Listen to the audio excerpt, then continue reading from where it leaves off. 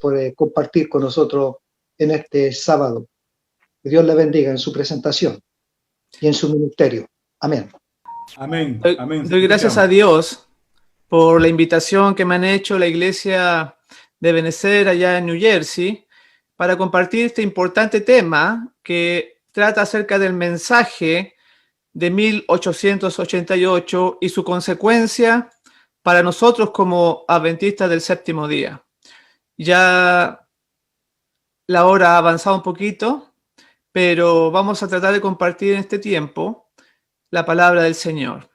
Y en Mateo capítulo 5, versículo 20, dice así: porque os digo que si vuestra justicia no fuera mayor que la de los escribas y fariseos, no entraréis en el reino de los cielos. Aquí hay algo tremendo. Entender este pasaje, por qué Jesús lo menciona, es vital, porque dice que nos puede dejar fuera del reino de los cielos.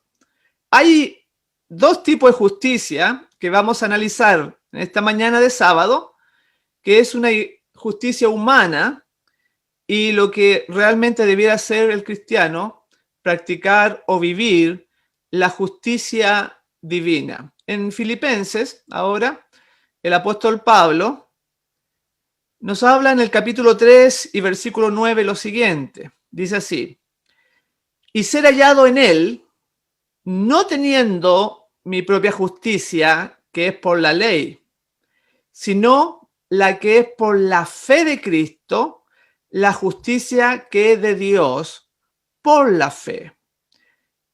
Este mensaje que se dio en Minneapolis, un congreso adventista en el año 1888, es muy importante entenderlo para la salvación del pueblo final.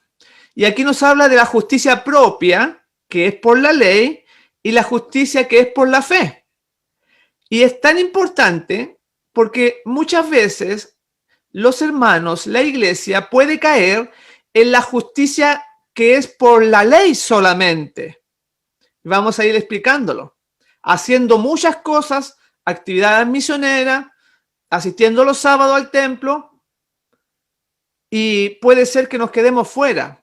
Pero ¿qué es lo que es la justicia? Primeramente vamos a desarrollar qué es lo que es la justicia. Bueno, en Deuteronomio, en el capítulo 6 y versículo 25 dice: y tendremos justicia cuando cuidemos de poner por obra todos estos mandamientos delante de Yahweh nuestro Dios, como Él nos ha mandado. Gloria a Dios por eso, porque aquí queda claro. Hoy en día se levanta todo viento de doctrina enseñando que puedes ser santo, puedes salvarte sin guardar los mandamientos. Tienen su lugar. No somos salvos por obra ni por los mandamientos. Pero si queremos tener justicia, tenemos que practicar la palabra de Dios. Y ahí hablaba de la ley, de los mandamientos. Por eso que Filipenses 3:9 dice: y ser hallado en él, no teniendo mi propia justicia, que es por la ley. Y si la mayoría, lamentablemente, ni guarda la ley, porque, claro, el día sábado es un punto, pero toda la Biblia está con indicaciones de la voluntad de Dios. Y el propósito del mensaje en Minneapolis es que no seamos hallados con la justicia de los escribas y de los fariseos. Este grupo especial que se daba en los tiempos de Cristo, que guardaban estrictamente, pero no tenían amor, no tenían bondad, no tenían una comunión estrecha con el cielo, sino que marcaban pauta como el servicio militar, hacían cosas. Bueno, vamos a seguir aclarando este punto. En Isaías 64:6 nos da mucha claridad al respecto. Dice, el versículo 6, todos nosotros somos como suciedad, y todas nuestras justicias como trapo de inmundicia. Y caímos todos nosotros como la hoja, y nuestras maldades nos llevaron como el viento. Acá nos dice que el hombre, las personas, el individuo, cualquier cosa que pueda realizar y que nosotros le llamamos cosas correctas, cosas justas, que está teniendo una justicia, es un trapo de inmundicia. No tiene valor delante de Dios, mis hermanos. Es muy importante este mensaje de Minneapolis dado en 1888, porque podemos estar engañados toda una vida. ¿Y por qué se producen estas cosas? Porque está separado de Dios la persona, porque en realidad tiene miedo a perderse y por eso que cumple cosas de la ley, aplicando su propia justicia. No lo hace por Dios, no lo hace por amor, como los fariseos que decía el texto de Mateo 5:20. Es tremendo.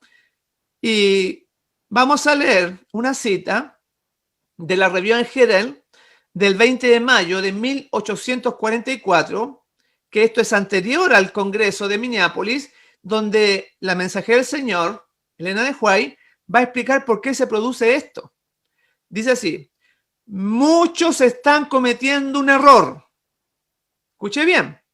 Esperan vencer por medio de sus propios esfuerzos y por su bondad obtener la seguridad del amor de Dios. No ejercitan fe. No creen que Jesús acepta su arrepentimiento y contrición. Y así luchan día tras día sin encontrar reposo o paz. Cuando el corazón está plenamente entregado a Dios, el amor surge en el alma y el yugo de Cristo es fácil y ligera su carga. La voluntad es absorbida en la voluntad de Dios y lo que era una cruz llega a ser un placer.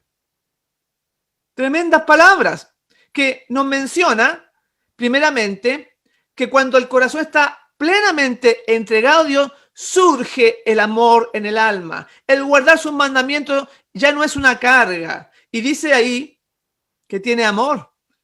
O sea, hay personas que guardan muchas cosas de la Biblia y usted los mira y se ven personas amargadas, personas tristes, personas que no se ve el carácter de Cristo en ellos, aunque cumplen con algunas cosas que nos pide la Biblia, porque están confiando en su propia justicia. Y ya leímos que era trapo de inmundicia. Se esfuerzan, claro, porque no se quieren perder, pero no ha sido renovado el corazón en forma interna. Ellos no ejercitan fe, ellos no creen realmente cuando se arrepienten, piden perdón, se arrodillan. Ellos en realidad no creen que han sido perdonados. Y hay muchos hermanos que dicen: yo no puedo dejar este pecado. Yo no puedo cambiar. Bueno, no es que la persona pueda, sino que desea realmente ponerse en las manos de Dios para que Él haga una obra, y de esa justicia, de esa intervención en el corazón del hombre, en la vida del hombre, a través de la fe, es lo que vamos a explicar algunos puntos. Y el apóstol Pablo, que escribió en Romanos 1:17 y que después lo tomó Lutero y que hizo esta gran reforma en el seno cristiano, este texto que vamos a leer hizo una obra tremenda y la va a volver a hacer en este tiempo del fin. Romanos 1:17 dice: porque en el Evangelio la justicia se revela por fe y para fe, como está escrito: mas el justo por la fe vivirá. ¿Pareciera difícil de entender? No, es muy sencillo. Dice que para que tú seas considerado una persona que revela la justicia de Dios, tienes que tener fe. O sea, la justicia, el guardar los mandamientos, tiene que ser una relación íntima, una consecuencia, un fruto de tu unión con Dios. No hacer cosas porque sí, por la sociedad, porque te aburres en la casa, porque te lo pide el papá, te lo pide la mamá o te obliga el esposo o la esposa a hacerlo. Eso no tiene valor alguno para Dios, aunque lo haga. Y eso es lo importante, porque si el pueblo actual conociese ese mensaje, si lo viviésemos, seríamos una iglesia tremenda en que el fuerte pregón se empezaría a dar, porque personas llenas de amor, llenas de bondad, que confían, que viven esperando en Dios, y el Señor los transforma y los guíe. Es tremendo. Y dice ahí el texto, Romanos 1:17, mas el justo por la fe va a vivir. No es por obra, pero tampoco podemos dejar la ley, tampoco podemos, porque el justo, ¿quién es el hombre justo? Hoy en día se enseña en los grandes estadios, las grandes campañas, donde bautizan a cientos de personas, las mojan, las echan al agua, dice que ya eres un hombre justo. ¿Pero qué es un hombre justo en la Biblia? En Ezequiel 18 nos menciona que es aquel que guarda los estatutos, guarda los 5 libros que escribió Moisés. Usted lo puede revisar, Ezequiel 18, y termina la frase diciendo, este es justo, este vivirá, porque tenemos que obedecer, obviamente. Pero dice que cuando tú alcances ese nivel de guardar todo, no vas a vivir por eso, vas a vivir por la fe, mas el justo por la fe vivirá. No dice el impío, no dice el incrédulo va a vivir por la fe, no dice eso como hoy en día se enseña en muchas iglesias. Por eso que cuando el Señor habla de que nuestra justicia fuere mayor que las escribas y fariseos, está hablando de aquellos que guardan los mandamientos, que guardan la ley, pero lo hacen por un motivo equivocado. En otras palabras es eso, porque si vemos el contexto de Mateo 5, del 17 al 20, dice, no penséis que he venido para abrogar la ley o los profetas. No he venido para abrogar, sino para cumplir. Esto lo dijo obviamente para todos aquellos que iban a pensar de que la ley iba a terminar. Pero acá dice que no ha terminado, que él no vino para terminarla. Versículo 18.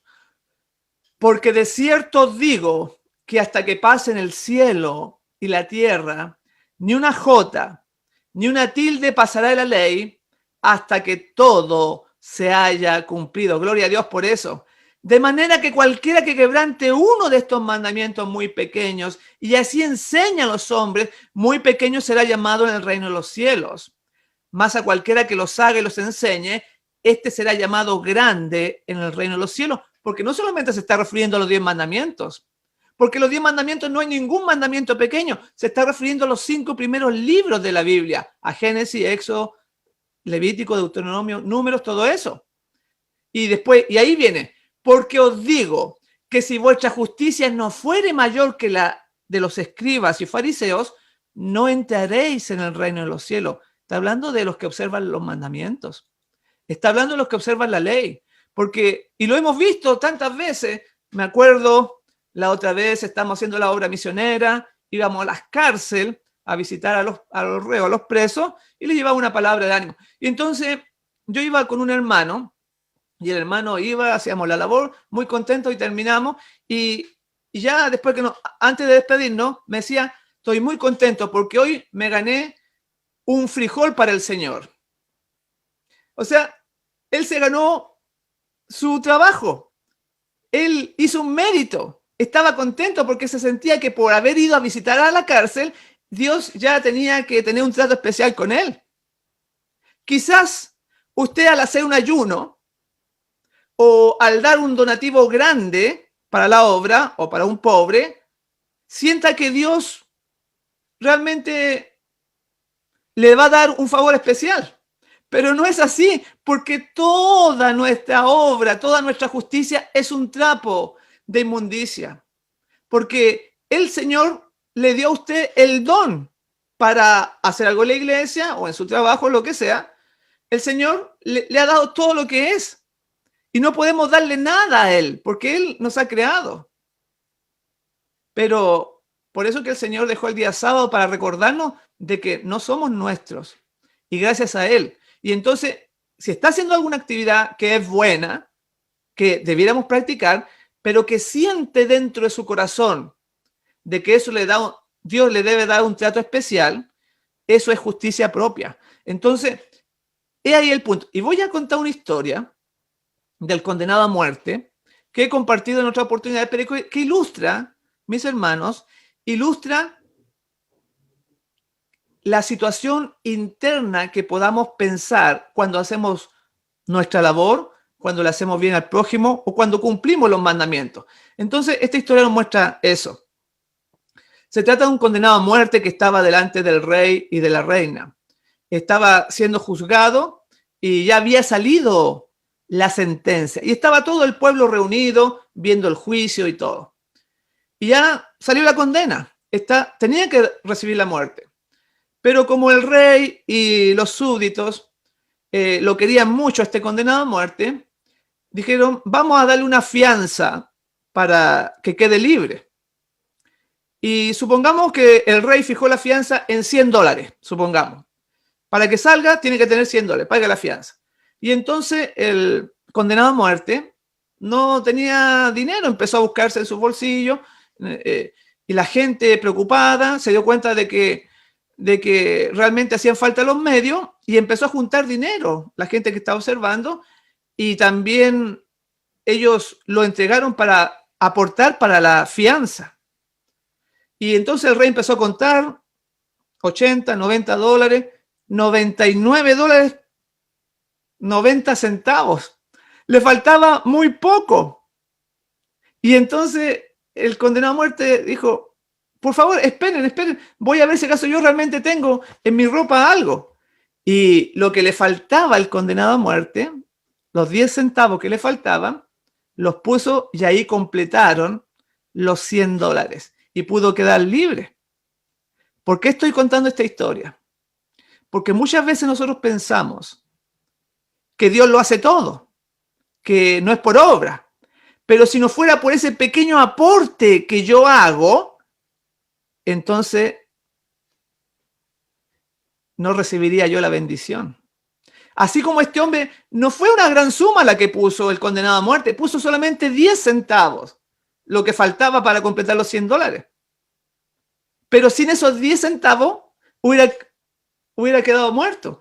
Muchas veces nosotros, mis hermanos, nos sentimos de la misma forma y por eso que este tema tiene que estar constantemente en nuestra mente, en nuestro corazón estudiando. Y ese mensaje fue el que Dios quería darle a la iglesia adventista en el año 1888, que supieran que el Señor es el dador de todo, que a través, creámosle a Él, tengamos fe en Él, confiemos en Él, para que seamos delante de Él una persona justa, ya que por la ley ninguno será justificado para con Dios.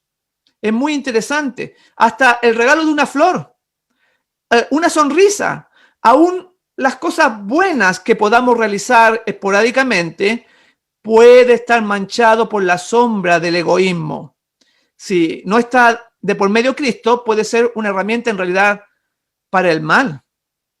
Y en Palabra de Vida, el Gran Maestro, la página 159 dice, mientras más alguien ve el carácter de Dios, tanto más humilde se vuelve. Miren qué hermoso.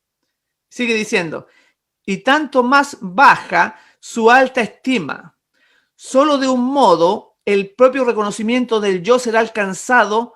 Necesitamos mirar a Cristo.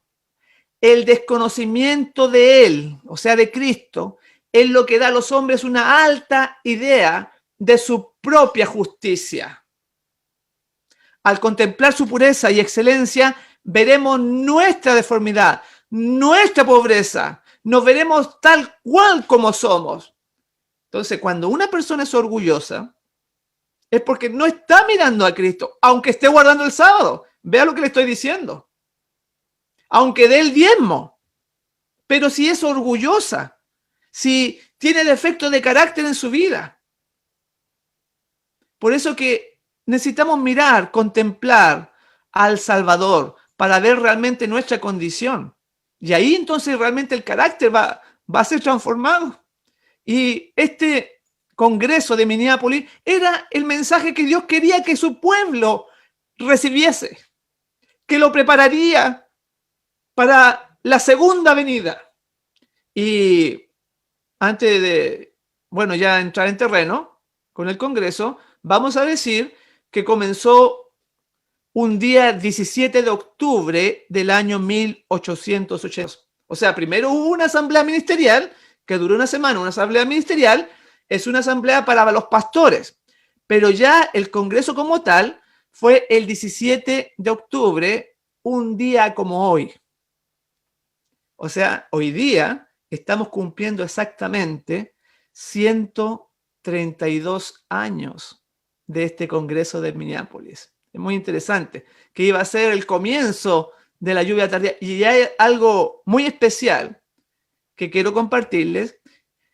El tiempo que se reunieron ellos y que tiene que ver con las fiestas solemnes de Yahweh. Las fiestas solemnes es lo que el Señor dejó para su pueblo, los tiempos de adoración. Y siempre, los que conocen de esto, Dios revela su voluntad a sus hijos en las fiestas. Y resulta que ese año, 1888, vamos a ponerlo ahí en la pantalla, vamos a ver, vamos a poner nuestro primer PowerPoint, cómo este asunto de Minneapolis no es solamente así al azar. Aquí vamos a poner las lunas, porque el calendario de Dios es lunar. Hasta en eso hay que hacer una reforma, porque se usa un calendario solar, que no debía usar el pueblo de Dios. Y si ustedes ven, octubre de 1888, el 5, que fue día viernes, comenzó el séptimo mes, según Levítico 23. Y si ustedes cuentan, 10 días, la expiación ese año fue el día 15. Pero el Congreso comenzó el día 17, pero la asamblea ministerial comenzó el día 10. O sea, cuando estaba la asamblea ministerial, que fue del 10 al 16, pasaron ellos por el día 15, que era el día de la expiación. Y cuando comienza el Congreso el día 17, que fue día miércoles, el sábado 20 comenzaron los tabernáculos. A ver si acaso lo pueden ver ahí, estoy moviendo la flecha. Y cuando comienza, Elena de White predica ese sábado y termina en los tabernáculos el día 27. O sea, la asamblea ministerial estaba en día de expiación y el resto del Congreso fue la fiesta de los tabernáculos. Muy interesante, ahí termina el día 31 y después, cuando termina el Congreso, fue el 4 de noviembre, que ya finaliza el día domingo, era un día de luna nueva. Muy interesante cómo Dios permitió que este Congreso tan importante pudiese ser parte también, se celebrase en la fiesta del Señor, para que los que estudian, los que investigan, vean si acaso esto es así como le menciona o no. Entonces, en este Congreso se vieron algunos temas muy importantes que fueron expuestos, dieron las charlas el pastor Jones y el pastor Wagoner. Estos dos pastores se destacaron trayendo este mensaje y que hubo una oposición, lamentablemente, por la Iglesia Adventista del Séptimo Día. Y ellos presentaron en la semana ministerial, que fue 7 días antes del Congreso, el tema de los cuernos de Daniel 7 y Daniel 2 también, la estatua, y Cristo nuestra justicia en relación con la ley de Gálatas. Esos temas se vieron ahí, aunque también se tocaron algunos otros, pero fueron los principales y que se menciona por el espíritu de profecía que iba a ser el comienzo del derramamiento de la lluvia tardía. Pero se rechazó. E.J. Wagoner y A.T. Jones eran los que están dando este mensaje y que fueron apoyados por Elena de White, y se produjo un pecado corporativo que vamos a ir analizando, aunque el tiempo es muy corto, donde fue rechazado, lamentablemente, fue resistido por gente como Jorge Battle, que era presidente, ¿no? Que estaba enfermo, por Urias Smith, por R.M. Kilgore y varios otros que eran presidentes de asociaciones, como J.H. Morrison, que era de Iowa, o hasta el tesorero de la conferencia, que era A.R. Henry. Los principales se opusieron, así como la rebelión de Datán, Abirán, allá con Coré, en los tiempos de Moisés, porque no hay nada nuevo bajo el sol. La asamblea ministerial estaba muy lejos de lo que Dios quería que fuese. Y en esa asamblea ministerial, en esos 7 días, solamente donde estaban los pastores, se habló de Daniel 7 y se puso la discusión en los cuernos que aparecen ahí, en los 10 cuernos que aparecen en Daniel 7, si acaso eran los unos o los alemanes. Urias Smith estaba por esa posición y este pastor Jones estaba por la posición histórica de los adventistas. Entonces, unos apoyaban a Urias Smith y otros apoyaban a Jones. Y lamentablemente, temas mucho más importantes que eso se podían tocar, como la justicia de Cristo, y sin embargo ellos están entretenidos en identificar a los 10 cuernos. Y aunque Elena de White en ese momento no había tomado una posición al respecto, sino que Dios ya después le mostró en los años posteriores. Así que para que ustedes conozcan el ambiente que había y por qué también se incrementó este recelo contra estos mensajeros que fueron rechazados. Y en la década del 70, 1870 y 1880, muchos adventistas habían perdido totalmente de vista a Jesús por darle énfasis al sábado, que era importante, pero se olvidaron de la salvación en Cristo. No nos pueda pasar a nosotros lo mismo también. Hay que buscar un equilibrio entre la ley y el evangelio. Y cuando nosotros vemos la Biblia, encontramos esos dos tópicos, la ley y el evangelio, que siempre van unidos, siempre van de la mano. Pero este tema de la justicia de Cristo no solamente había sido dado allá en Minneapolis por Wagoner y John. La mensajera del Señor, Elena de White, ya hace tiempo lo venía dando y llamando a la iglesia para que viera este mensaje tan importante, y sobre todo les habló a la conferencia general de Battle Creek allá en Michigan. Y ya en esos años había una tremenda apostasía y decadencia en el pueblo de Dios. Tremendo. ¿Por qué digo tremendo? Porque si en ese tiempo que eran más consagrados, por ese tiempo que eran más entregados a las cosas de Dios, ¿qué dirían hoy día Elena de White con lo que vemos en las iglesias, en el mundo adventista? Y era tanto en ese tiempo que en la Review and Herald del 21 de noviembre de 1882, George Butler, presidente de la Asociación General, pidió ayuno y oración desde el 1 al 13 de diciembre. Escuche bien, ayuno y oración por 13 días. Y hoy en día casi no se hacen ayuno, y cuando se hacen ayuno, la iglesia dice, haga medio ayuno con frutas. Por lo menos acá en Chile se hace así. Porque a la gente no le gusta ayunar, porque se ha metido tanto el mundo en la iglesia. ¿Y por qué estaba citando este ayuno el pastor George Butler? Por la apostasía y decadencia espiritual de la iglesia. O sea, la cosa ya venía bastante mal. Y dice así: el progreso de la obra se retarda considerablemente por causa de nuestra condición de falta de consagración como pueblo. Ahí sale la Review en General del 21 de noviembre. Y también Elena de White mencionaba la situación de la iglesia, que era mucho mejor que ahora.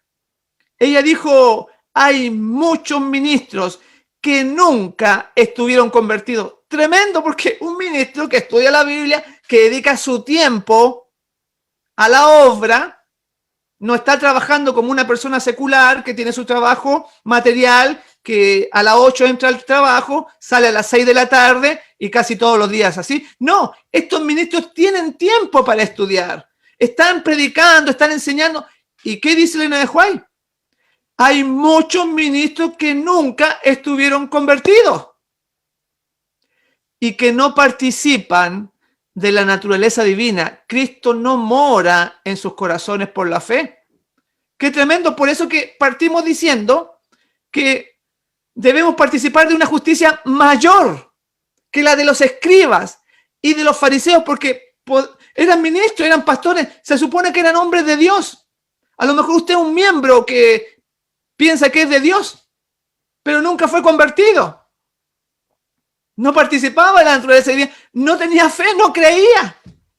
O sea, cuando hablo de fe es cuando acepto la palabra y la pongo por obra en mi vida, porque la creo y la practico entonces, si la creo realmente. Y el 22 de marzo de 1887 nos va a hablar acerca de esto, de que se necesitaba un reavivamiento en el pueblo de Dios. ¿Podríamos pensar si acaso se necesita hoy? ¿Si acaso hay debería haber un reavivamiento en su vida o en mi vida? Yo creo que sí, ¿no? Porque nadie conoce a los adventistas. Si usted va a golpear una puerta, por ahí dicen, usted es testigo de Jehová, es mormón, que se caracterizan por hacer una obra misionera, porque en la iglesia, cuando se cita, el director misionero cita a las 3 de la tarde, vamos a visitar una cárcel, vamos a visitar hospitales, vamos a entregar estudios, llegan 2 o 3. Hermano, ¿será que la semilla del Congreso de Minneapolis, esa oposición, ahora es 10 veces mayor? Vamos a ver la cita. Dice así, está en la Review Herald del 22 de marzo de 1887, dice así, la mayor, escuche bien, es lo primero, la mayor y más urgente de todas nuestras necesidades es la de un reavivamiento de la verdadera piedad en nuestro medio. Procurarlo debiera ser nuestra primera obra. Solo en respuesta a la oración debe esperarse un reavivamiento. Mientras la gente esté tan destituida del Espíritu Santo de Dios, no puede apreciar la predicación de la palabra. Hay personas en la iglesia que no están convertidas. Tremenda cita. Dice que la gente no puede entender los temas porque no tiene el Espíritu Santo. Y si antes eran más fervorosos, eran más consagrados y rechazaron el Espíritu Santo en Minneapolis, ¿qué podemos esperar hoy en día? Realmente no podemos cubrir esto con una capa y decir que no es así. Gracias a Dios que el Señor quería estremecer este movimiento. Envió a sus 2 mensajeros, A.T. Jones y E.J. Waggoner, para despertar a su pueblo. Ellos eran coeditores en la revista Sign of the Time, y uno de ellos, Jones, que estaba en el ejército, ¿no? Que se convirtió y empezó a predicar. Waggoner era hijo del editor de la revista Sign of the Times. Así que ellos fueron acusados también, o parte de la oposición, fue porque la gente, los hermanos, pensaban de que ellos utilizaban esta revista para promover sus ideas de la justicia de Cristo. Y el estudio de la Biblia en ellos produjo que se encendiera, se estimulase los encantos incomparables de Jesús. Qué lindo, esa frase que la hermana Juárez la repite varias veces, habían gobernado al estudiar Gálatas, al estudiar Romanos, el libro de Hebreos también. Jones y Waggoner quedaron conquistados al darse cuenta de que podemos confiar en Dios, de que no podemos estar amargados, tristes, con la duda si acaso seremos salvos o no seremos salvos. Confiar en que Dios va a hacer una obra en nuestro corazón, que el que la empezó, la va a terminar, tener fe en eso. Y eso trae alegría, quita la carga, porque sabemos que Dios es fiel. El concepto de justificación por la fe que tenían Jones y Waggoner involucraba el término que aparece en Gálatas. Ellos creían que se refería al decálogo y no a la ley ceremonial, que en ese tiempo la mayoría de los adventistas pensaban de que se refería a la ley ceremonial. Entonces, también los delegados del Congreso no les cayó bien eso, que ellos dijeran que se estaba refiriendo a los 10 mandamientos. Entonces, ya se presentaba una hostilidad en contra de estos mensajeros. Y vamos a ver otra que está acá para ampliar esta idea de lo que estamos mencionando. A ver si acaso lo ponemos aquí por el PowerPoint. Vamos a ponerlo. Y vamos a poner otra cita con respecto a lo que estamos diciendo. Este hombre, Butter, que en la sesión de la Asociación General en 1886 sugería que todo tema doctrinal que traía disensión debía ser desaprobado. Vean ustedes, ese es el pensamiento de los líderes. Bueno, es un poquito antes del Congreso para que entiendan el ambiente que había, el pensamiento que corría, que se ventilaba. Y entonces es como lo que pasa hoy en día. No se toquen esos temas porque trae disensión. Sigue diciendo el comentario. Lo que contó con el apoyo mayoritario de la Comisión Teológica, después que habían aceptado por apretado margen que la ley a la que se refería Gálatas 3 era la ley ceremonial, pero ellos querían evitar toda cuestión que trajera una discusión, mis hermanos, porque ¿dónde entonces está la palabra de Dios para llegar a la solución al problema? Porque siempre se pone el pensamiento humano, el razonamiento. Decimos que creemos, pero tenemos el mismo pensamiento que los ateos, porque los ateos razonan y actúan. Nosotros creemos en la Biblia y a ella le entregamos nuestra vida y confiamos en ella, que ella tiene la razón. Pero para evitar la controversia, ellos preferían quedarse callados, ¿no? Y le dieron el favor que se refería a la ley ceremonial. Ahora, en la ley de Gálatas 3:24, ¿qué dice? ¿Cuál era el punto de confrontación que ellos tenían? Es el siguiente, que está en Gálatas 3:24. Dice, la ley ha sido nuestro ayo para llevarnos a Cristo a fin de que fuésemos justificados por la fe. Entonces, ese es el punto que estaba en controversia y que puso en contra los delegados, en contra de Waggoner y de John. Así que esto trajo problemas. Y cuando Waggoner y John estudian estos libros y se enamoran de Jesús, contemplan esos encantos maravillosos del Señor, él escribe en un libro que se llama Cristo y su justicia lo siguiente, que de todo lo que él escribió la destaqué porque es maravillosa para mí en forma personal. En la página 45-46 del libro Cristo y su justicia, escrito por Waggoner, dice así: qué maravillosa manifestación de amor. El inocente sufrió por el culpable, el justo por el injusto, el creador por la criatura, el hacedor de la ley por el transgresor de la ley, el rey por sus súbditos rebeldes. El amor infinito no podía encontrar una mayor manifestación de sí mismo. Bien puede decir el Señor, ¿qué más podría haberse hecho por mi viña que yo no haya hecho? Qué hermoso. El Creador sufriendo por la criatura rebelde, por ti, por mí. Y es ese el encanto que encontró Waggoner en los libros de Gálatas, de Hebreos. El mensaje de justificación por la fe que se presentó en el Congreso en 1888 fue verdaderamente un mensaje de esperanza, un mensaje de ánimo, un mensaje que hay solución para el pecador. Ofrecía perdón para todos los pecados. Más aún, se descubría o se redescubría la victoria sobre el pecado y le cerraba la boca a todos aquellos que dicen que la ley no se puede guardar, que los estatutos del Señor no están en vigencia. Todo eso porque al contemplarlo a Él, vemos su hermosura y deseamos, nuestro corazón queda cautivo, como les pasó a estos varones.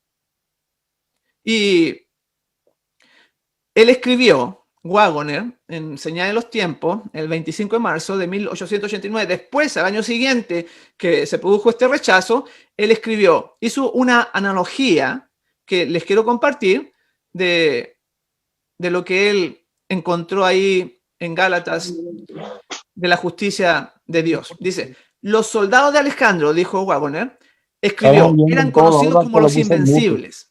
¿Por qué? Pregunta él. Se debía a que eran naturalmente más fuertes y más valientes que todos sus enemigos. No, sino porque eran liderados por Alejandro. Su fuerza estaba en su liderazgo. Bajo otro líder hubieran sido derrotados.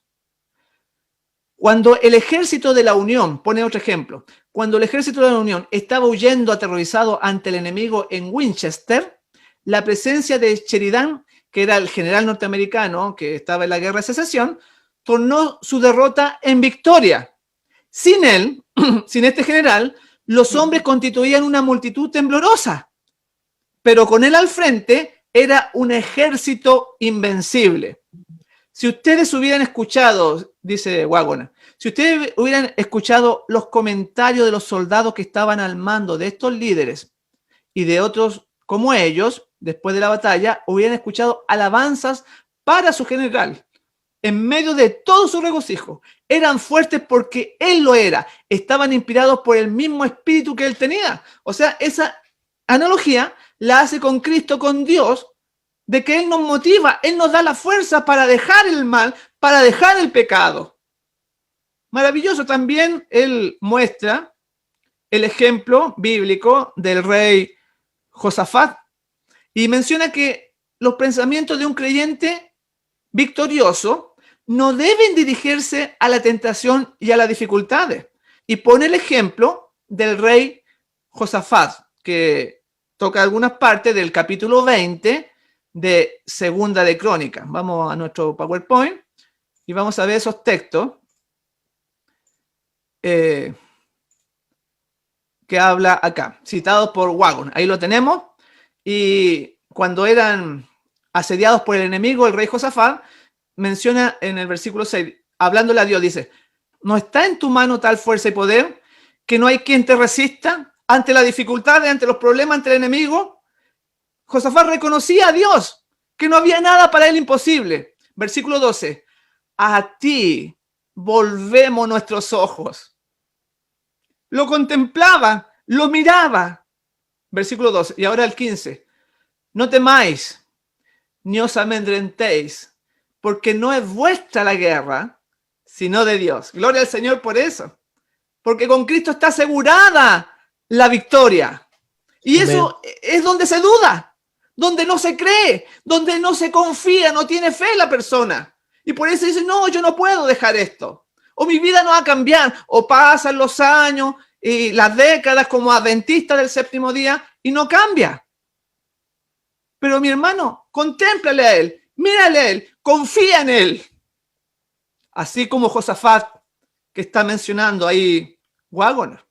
Tremendo. Y eso es lo que falta, la fe. Y entonces se atribuye la justicia divina. Él es mirado como un hombre justo, una mujer justa delante de Dios. Y él hará en ti la nueva criatura. Él habrá obras, habrá olor fragante en una vida que testifique acerca del amor de Dios. Y por eso que de esta manera él llegó a decir, y cita el apóstol Pablo, Waggoner, diciendo que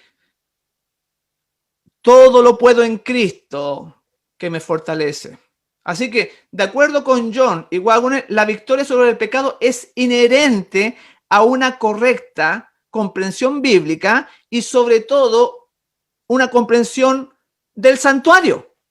Y ahí donde los adventistas de hoy, bueno, también en el pasado, ¿no?, tienen poco conocimiento del santuario, cuando el santuario es el fundamento de nuestra fe. Ahí se ve todo el plan de la redención. Se mataron miles de animales para que entendiéramos una verdad y no sirvió de nada. Los hermanos todavía tienen una venda, no aprenden de ello.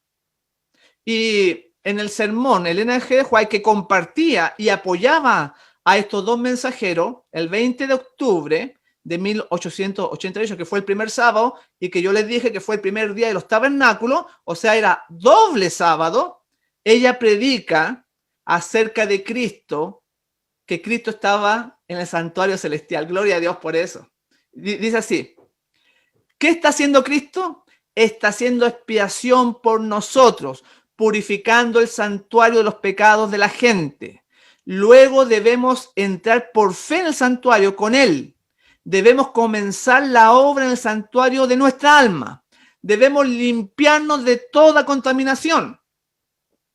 Limpiémonos, dice, de toda contaminación de carne y espíritu, perfeccionando la santidad en el temor de Dios. Así que ella une esta justicia con la santidad, porque no eliminamos la ley, sino que se guarda con el sentido correcto correcto que debe guardarse, que es dejarse llevar o dejarse atraer por la atracción de la cruz. Uno no tiene que hacer nada porque el Señor lo lleva con su amor, lo conduce por el camino a hacer su voluntad escrita en la Biblia, desglosada en mandamientos, en estatutos, en decretos. Es el sentido correcto. Por eso que también le llama, Elena de White le llamó el mensaje del tercer ángel, en verdad es la justificación por la fe. Porque nos llama a poner la vista en Dios, a mirarlo, para que guardemos los mandamientos y tengamos la fe de Jesús. Y es totalmente contrario al mensaje de la bestia, el misterio de iniquidad. Porque el misterio de iniquidad llama al hombre a poner la vista en otro hombre, que se haga una ley dominical para que las personas le hagan caso a un legislador y no a Dios. Y que las palabras del legislador tengan más importancia que las palabras de Dios. Eso es justicia propia, que sirven al hombre.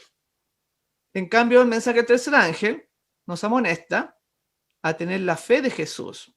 Y en el libro de Olson, que se llama, que son unas cartas que se le escribió a un presidente de la conferencia en estos tiempos, en la página 53 dice: los encantos incomparables de Cristo.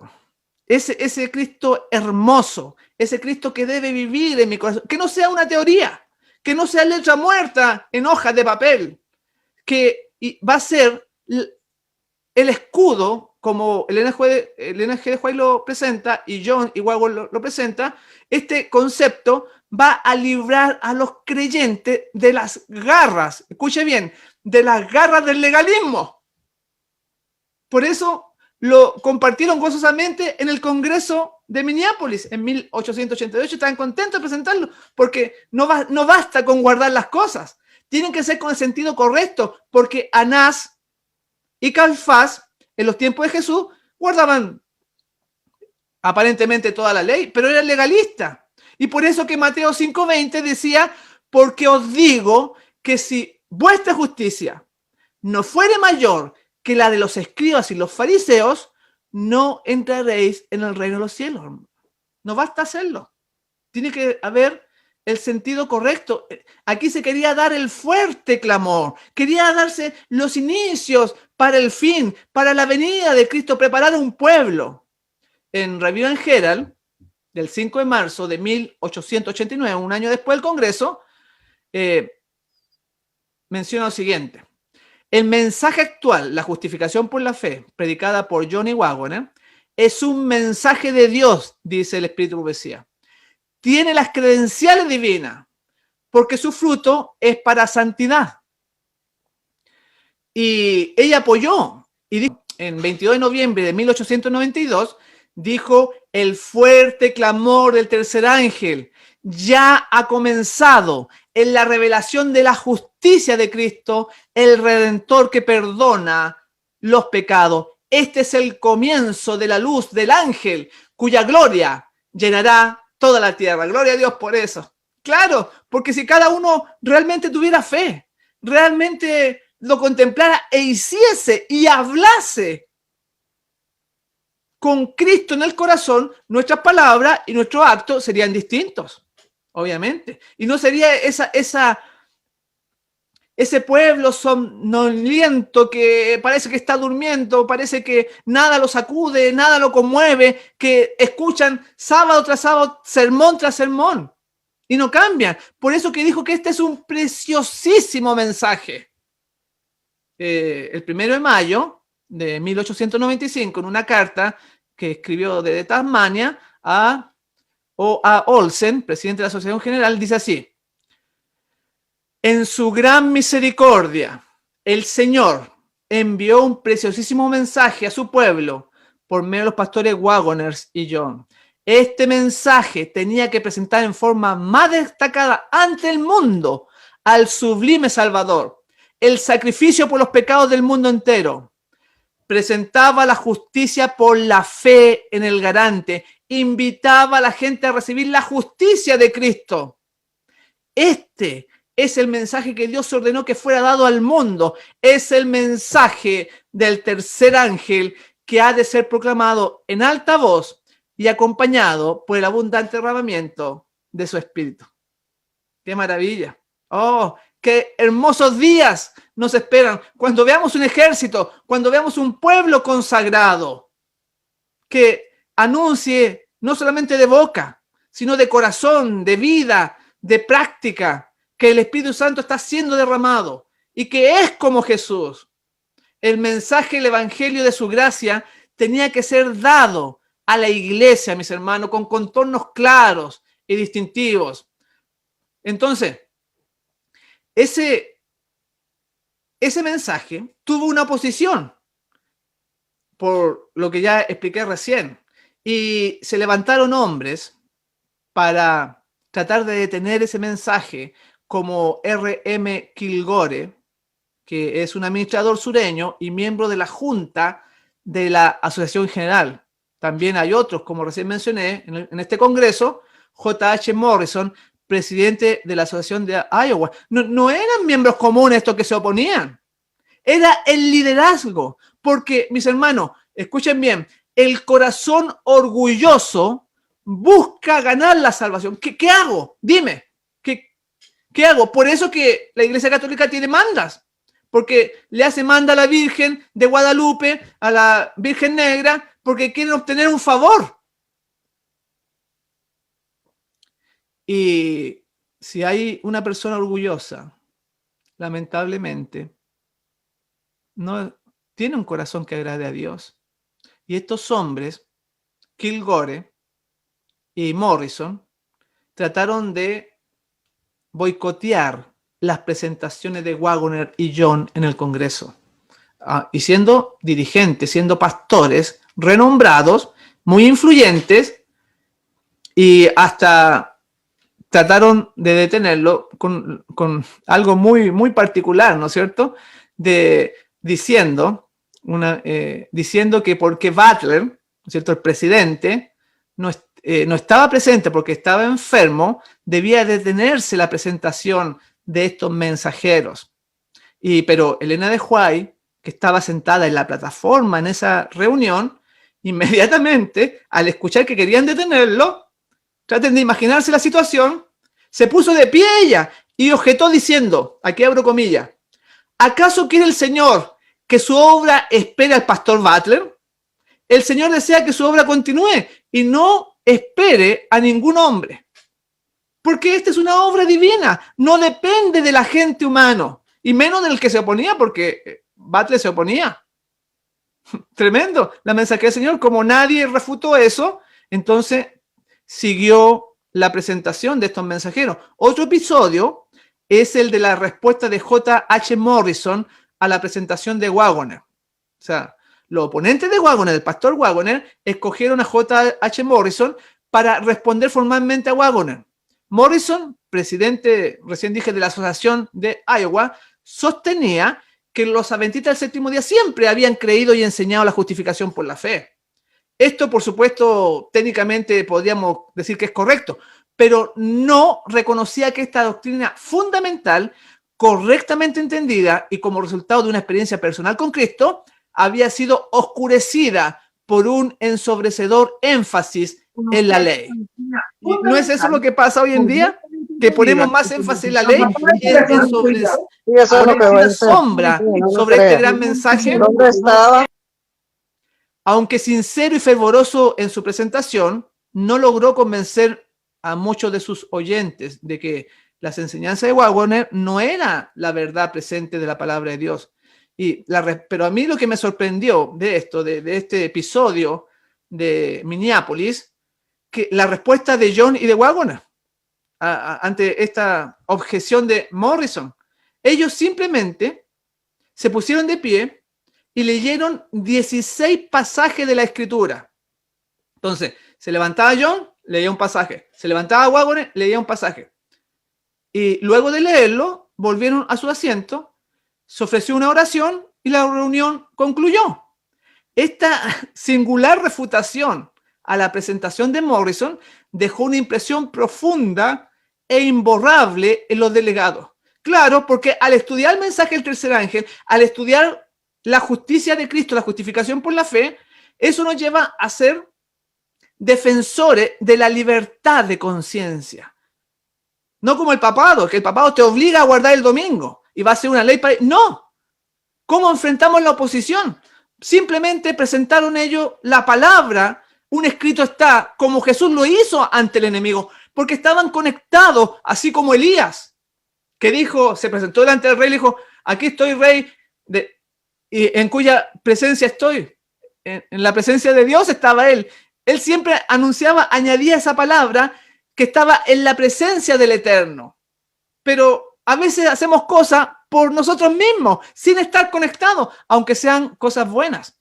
Bueno, el tiempo ya se me ha terminado, pero vean qué tipo de congresos tenían. Voy a tratar de ir cerrando, porque me dieron ciertos minutos, y fíjense ustedes que en este congreso, pastores que están reunidos, que se supone que iba a hacer una consagración para llamar al Espíritu Santo para que viniera, dice ella, me ha dolido mucho escuchar tantas bromas y chanzas entre viejos y jóvenes en la mesa del comedor.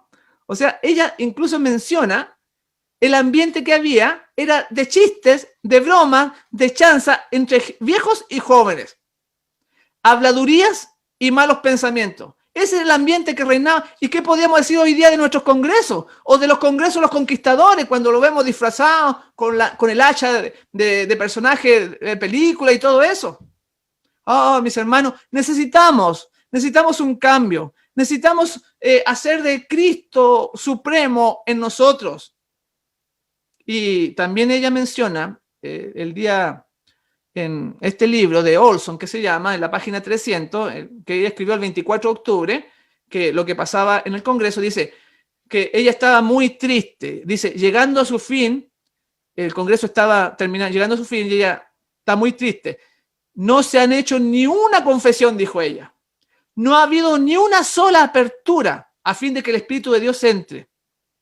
¿Qué sentido tiene reunirnos todos aquí y que vengan nuestros hermanos ministros si están aquí solo para apartar el Espíritu de Dios de las personas? Tremendo. O sea, y ella incluso se quería hasta ir del Congreso, que ya no voy a poder explicar todo eso. No voy a poder explicar el diagrama de justificación por la fe. Pero vean la actualidad hoy.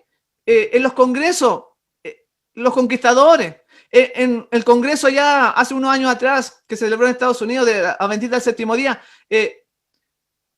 un representante de Naciones Unidas hablando desde el púlpito, o las banderas Vaticano que se muestran en los congresos.